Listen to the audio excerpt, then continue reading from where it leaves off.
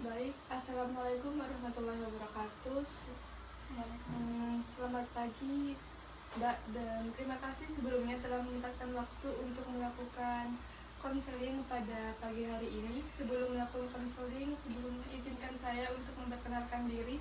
Perkenalkan, saya Sarah Nanda Kirana dari Fakultas Ilmu Sosial dan Ilmu Budaya Universitas Trunojoyo Madura, program studi psikologi, yang akan menjadi konselor yang akan mendampingi Mbak untuk melakukan konseling pada pagi hari ini. Sebelum konseling dimulai, bisa perkenalkan diri Mbak terlebih dahulu. Ya, sebelumnya perkenalkan, nama saya Imam Intan Nia, bisa dipanggil Intan. Saya berasal dari Socah, Madura. Baik, sebelum melakukan konseling pada pagi hari ini, tadi Mbak gimana perjalanannya ke sini? Naik apa? Naik itu sepeda motor. Apakah perjalanannya berjalan lancar atau macet atau gimana? Alhamdulillah. Kalau di UTM ini kan mahasiswa ya kan nggak terlalu ramai, jadi nggak macet. Baik, sebelum melakukan konseling, saya ini ada form klien yang harus Anda isi, Mbak, berupa identitas. Mungkin bisa diisi terlebih dahulu. Ini sih.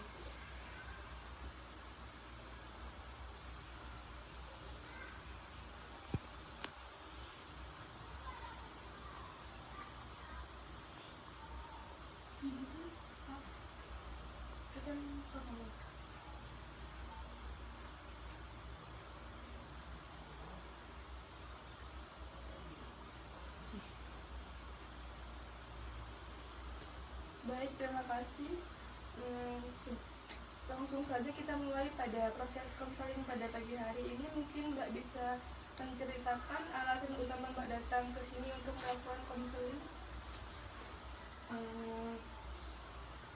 Permasalahannya ini kayak gimana? Mungkin permasalahan yang menjadi awal atau alasan Mbak untuk melakukan konseling pada hari ini bisa masalah keluarga, ekonomi, ataupun apapun yang Mbak rasakan saat ini. Kalau saya merasakan ini sih pengen cerita ya tentang masa kecil ya. Di sekarang ini saya ini tinggal sama nenek, nggak bareng sama keluarga. Dan di sini saya ini orang tua saya ini nggak ada. Nggak adanya, maaf, mungkin bisa dijelaskan apa karena meninggal dunia atau bagaimana? Perceraian. Jadi saya di Madura ini di Socah itu tinggal bareng sama nenek sama kakek saya. Di orang tua itu sudah cerai sejak lama, sejak saya masih kecil, masih bayi. Yang saya rasakan itu, yang bikin saya sedih itu pengen merasakan kan saya orang tua. Saya datang ke sini ini mau menanyakan bagaimana saran dan solusinya menghadapi masalah saya ini. Selain masalah dari perceraian orang tua, mungkin ada masalah atau perasaan lain yang Mbak rasakan? Masalahnya itu saya kayak frustasi tanpa orang tua itu. Cuman saya bersyukur itu masih ada nenek kakek saya yang selalu mendukung saya selayaknya seperti orang tua. Jadi Mbak merasa karena adanya kakek nenek ini terbantu dan sedikit mengurangi kesedihan karena perceraian orang tua tersebut. Ya, nah tapi semakin semenjak saya dewasa, tumbuh dewasa, saya harus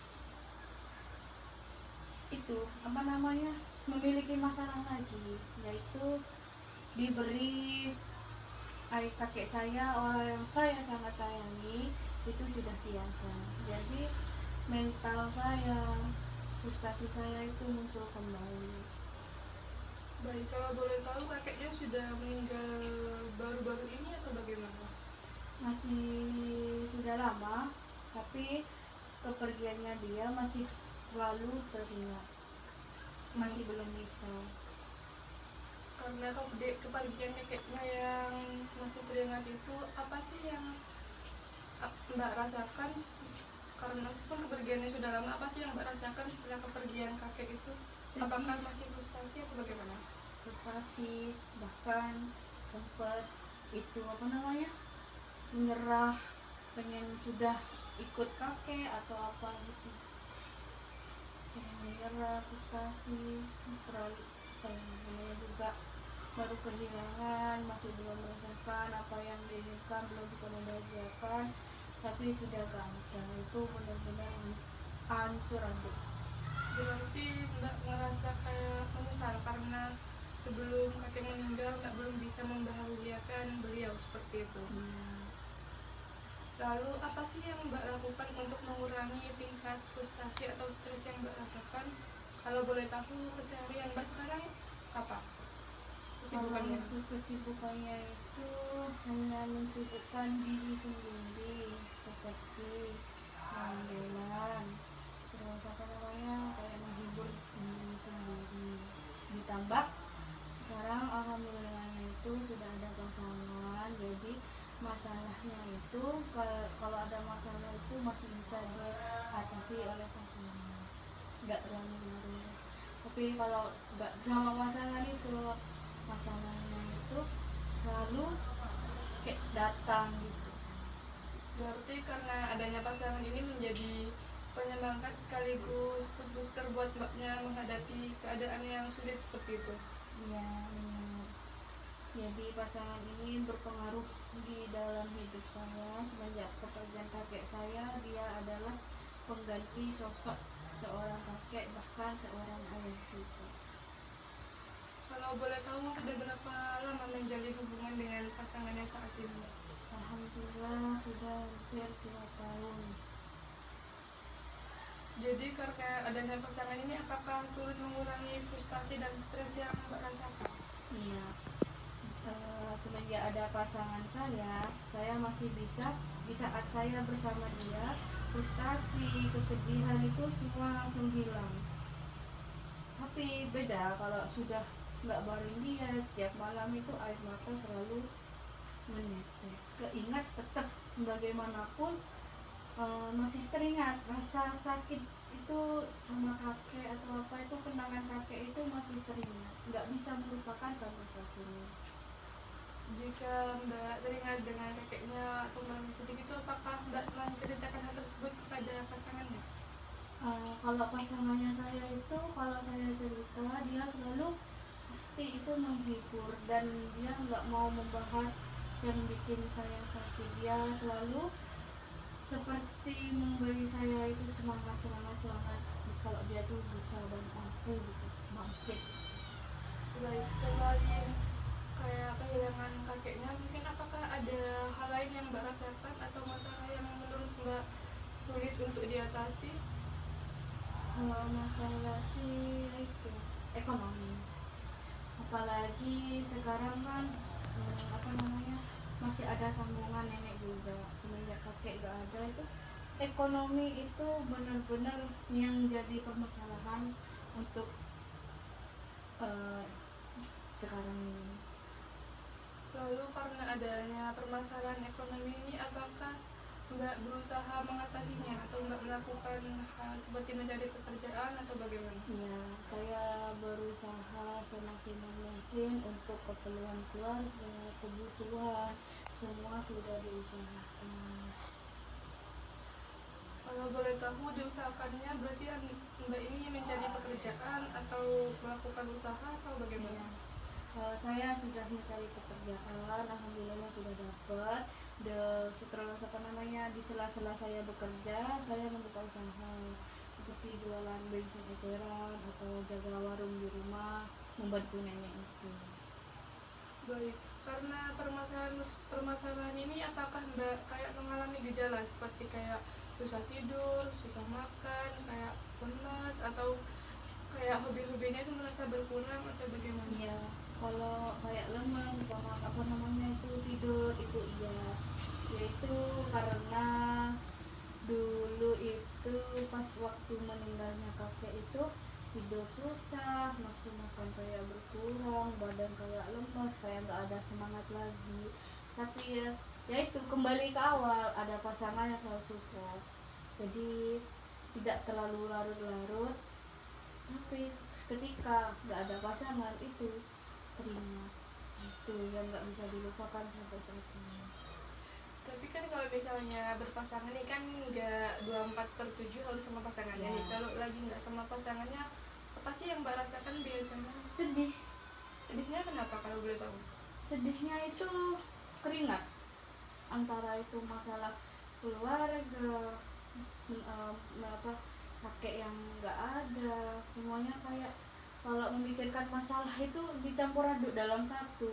Kenapa kok kayak gini, kenapa kok seperti ini, kenapa orang tua kok sampai pisah, kenapa sampai orang tua ini nggak mau salah satunya merawat saya, kenapa kok dilemparkan ke nenek kakek saya, kenapa, itu kan bertanya-tanya kenapa dan kenapa, seperti itu. Jadi Mbak itu lebih ngerasa kayak menyesal atau bagaimana? Atau memikirkan kenapa sih hal itu terjadi kepada saya? Apakah ada pikiran seperti itu? Ya, sempat itu selalu kalau hal kayak seperti itu sempat bertanya-tanya, kenapa semua cobaan kok saya semua yang mengalami, kenapa kok saya yang mengalami ini, kenapa permasalahan ini selalu datang, entah itu dari lama atau saya berusaha untuk melupakan semua masalah, satunya belum selesai ditambah masalah lagi, kenapa kok ada masalah bertubi-tubi terus.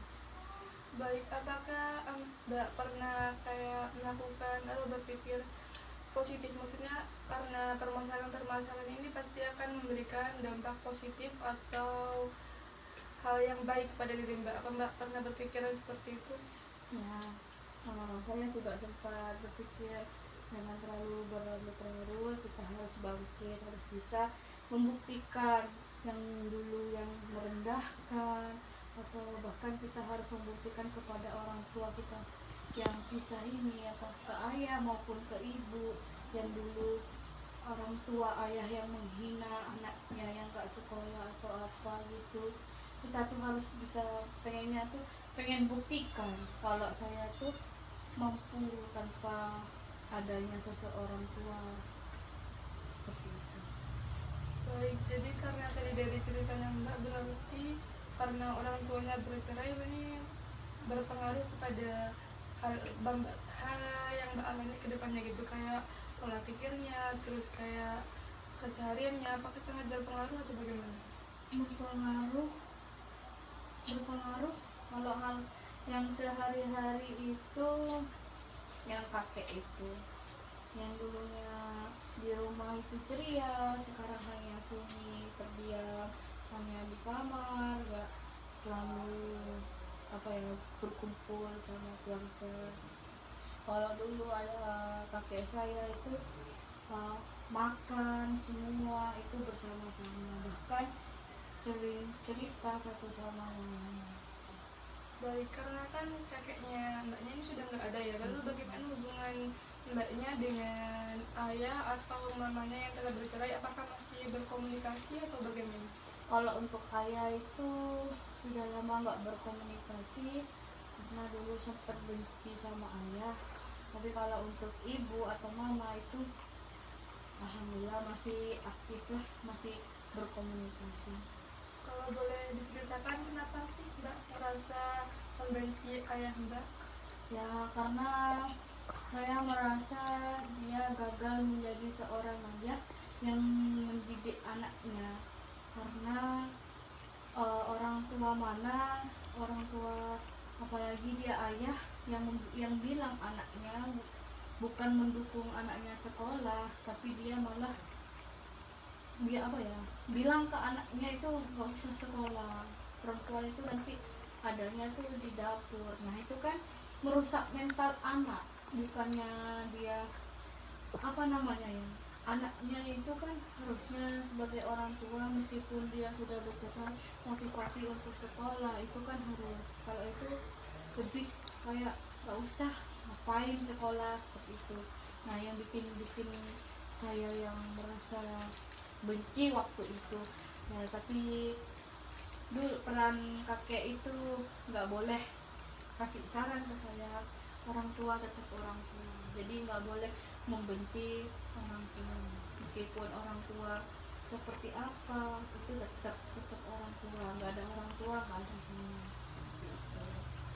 Berarti karena mbaknya kan merasa kurang mendapat kasih sayang dari ayahnya. Ya. Lalu figur ayah ini mbak dapatkan dari kakek mbak sendiri atau dari pasangannya? Dari dua-duanya, kakek iya, pasangan iya.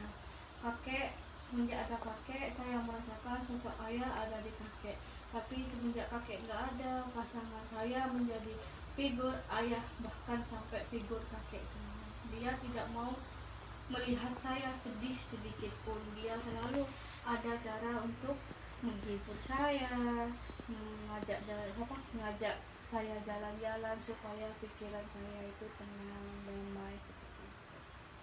Baik, seperti itu. Karena pasangan berarti mbak menjadi lebih tenang, lebih damai seperti itu ya. Iya.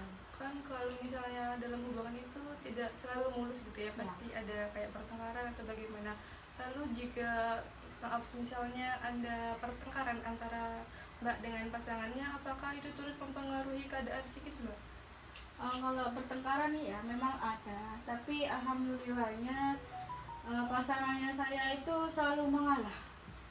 Jadi dia memilih damai daripada beribut-ribut. Mungkin dia tahu karakter saya atau gimana. Alhamdulillahnya dia selalu mengerti keadaan saya. Jadi yang banyak marahnya itu saya. Jadi dia itu hanya diam, terus dia cuma bisa mengalah gitu daripada saya yang suka marah. Baik, karena pasangan mbak ini sangat membawa pengaruh yang positif bagi mbak. Lalu apa sih yang mbak pikirkan ke depannya untuk hubungan dengan pasangan ini? Alhamdulillahnya dia sudah mau serius sama saya, cuman tinggalnya itu tadi faktor ekonomi, persiapan dulu untuk hal yang lebih serius lagi. Baik, setelah itu karena adanya pasangan ini kan jadi kayak masalahnya mbak merasa berkurang atau bagaimana? Nah, kalau untuk ada pasangannya saya ini, alhamdulillah masalah saya berkurang, tapi saya masih belum bisa kayak melupakan tetap figur seorang kakek itu. Meskipun saya sudah dapat figur di pasangan saya, tapi tetap bagaimanapun sosok seorang kakek itu nggak bisa tergantikan. Baik, karena sosoknya kakek yang tak tergantikan ini, apakah mungkin pasangannya pernah memberi saran atau bagaimana? Ya, Tentang dia selalu kakek. memberi saya nasihat, saran, hal yang positif bagi untuk kedepannya bagi saya. Dia selalu support apa yang saya pilih dan dia juga selalu mendukung apa yang saya Baik, jadi kesimpulannya pasangan ini sangat berpengaruh terhadap keadaan psikis dan emosional mbaknya ya. ya. Lalu setelah pasangannya bisa mensupport mbak, jadi kayak masalah yang mbak alami itu mbak bagaimana? Apa merasa lebih tenang, lebih damai, atau apa Lebih yang tenang. dirasa itu bagaimana? Lebih tenang. Jadi kayak keluhannya kayak sedih, kayak frustasi karena tinggal kakek itu sudah nggak ada. Kalau itu masih ada. Nah itu kalau lagi apa ya, kalau hanya itu datang kalau pas mau tidur sedih, kayak masih kayak gak nyangka aja gitu. Nah, masih belum bisa membahagiakan kakek kok sudah gak ada. Kakek kan sudah janji mau melihat saya sama pasangan saya ke lebih jenjang yang lebih tinggi, tapi dia sudah gak ada lagi. Dan dia juga menjanjikan kalau sama pasangan saya nanti dia akan kayak mau jadi wali di depan, paling depan katanya gitu. Tapi takdir mengatakan lain. Jadi kita nggak bisa menyalahkan takdir kan gitu. Jadi ya mau gimana pun saya mencoba untuk mengikhlaskan semua meskipun kenyataannya itu pahit. Kalau bisa aja kan mbak bilang tiap malam kayak ingat terus sama kakeknya. Apa yang mbak lakukan biar kesedihan itu tidak berlalu larut? Ya kadang saya itu mendengarkan musik atau enggak telepon. Kalau saya sedih gak lama itu pasangan saya itu nelpon gitu, Jadi saya untuk sedih itu kadang jarang gitu, kalau enggak kecuali pasangan saya kerja atau apa malam gitu tuh tidur, itu paling mungkin saya untuk menenangkan diri itu hanya ya itu musik, mendengarkan musik atau apa gitu. Baik, karena kan katanya Mbak berusaha kayak perasaan sedihnya itu berkurang. Lalu saat ini apa sih yang Mbak rasakan dari permasalahan-permasalahan yang telah terjadi? Permasalahannya itu ya berharap nggak ada masalah lagi gitu. Baik, berarti Mbak ngerasa sudah bahagia, senang atau bagaimana? Atau masih frustasi dengan kehidupan yang dijalani? Kalau untuk frustasi sih masih ada. Kenapa kok masih bertanya-tanya? Kenapa kok masih kayak gini-gini aja? Kok nggak bisa seperti orang-orang kayak gitu? Berarti karena beberapa masalah yang terjadi itu saya rasa Mbak sudah cukup survive untuk bertahan. Jadi mungkin Mbak bisa melakukan hal-hal positif lain mungkin untuk bisa mengurangi kayak ingat dengan kakeknya, atau mungkin ada hal lain yang mungkin Mbak bisa tanyakan untuk meregulasi emosi dan mengenal diri Mbak sendiri supaya bisa lebih tenang, lebih rileks dalam mengatasi masalah yang terjadi seperti itu. Ya, kenapa kok saya nggak bisa melupakan kakek saya? Kenapa setiap malam itu bayangannya itu selalu teringat? Entah itu kenapa, padahal saya sudah mencoba mengikhlaskan. Kalau saya kangen itu langsung ya ke kuburan ziarah gitu. Tapi kenapa kayak saya tuh kayak gak ikhlas, tapi saya harus ikhlaskan kayak gitu. Saya masih kayak belum siap kalau ada apa, tapi takdir itu yang mengatakan saya harus siap, gak siap ya harus siap kayak gitu. Berarti Mbak sudah menerima sepenuhnya apa yang terjadi di kehidupannya seperti itu. Ya mau gimana lagi, kita nggak boleh larut dalam kesedihan juga. Nah, belajar dari apa yang pasangan saya bicarakan sebelumnya, nah, apa namanya, kita harus bangkit demi yang mungkin meskipun kakek saya nggak lihat secara langsung, tapi di atas sana kan pasti dia bangga kalau saya berhasil. Baik, berarti Mbak merasa sudah cukup tenang ya dengan keadaan saat ini, sudah cukup merasa tidak kesepian karena ada pasangannya, sudah mendapat support system dari pasangannya. Hanya itu saja masalahnya atau mungkin ada masalah lain? Sudah. Baik, terima kasih untuk konseling pada hari ini. Mohon maaf apabila saya ada kesalahan kata. Semoga kedepannya kehidupan Mbak bisa berjalan lebih baik lagi. Amin, terima kasih.